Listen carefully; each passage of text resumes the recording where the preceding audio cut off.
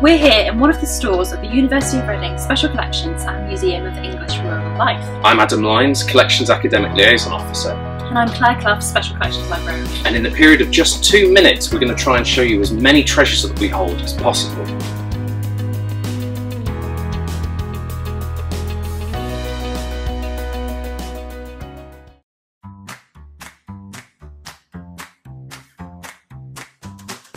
This is one of the oldest items in our collections. It's an early 15th century book of hours, and it was made in Paris, and it's like a personalised prayer book. It's an illuminated manuscript, so all of the text and all of the decoration would have been made by hand. One of the oldest items we have here in the collection is this 12th century charter of Henry II for the souls of himself and his family.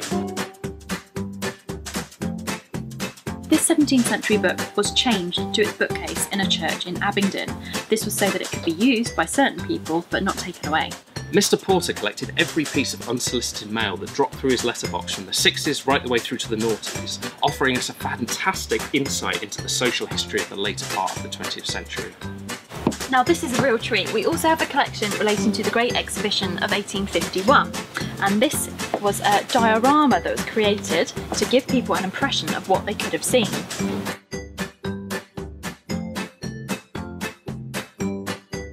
The daily experiences of people in the countryside are captured here in the historic farm records, recording the daily lives of people on estates and farms across the land. Now you might have heard of land girls, who were part of the Women's Land Army. This was established in World War I but reinstated for World War II. But did you know that they had their own magazine? This proved very, very popular, and it was intended to unite land girls across the country.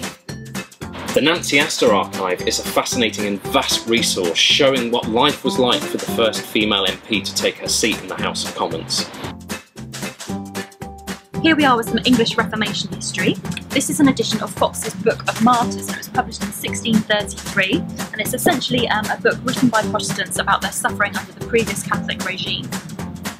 The Evacuee Archive here at MERL contains over 500 individual memoir accounts of children during the Second World War, including some that were sent overseas as far as Canada. This is Robert Hooke's Micrographia. It was published in 1665, and it's the first work to show under the microscope. Everyday scenes from 20th century rural life as shown through the medium of the photographs of the Farmer's Weekly magazine, held here in their photographic archives, over 10,000 original images. This is a work by Copernicus, published in 1566, and he was the first to show that the planets revolved around the Sun.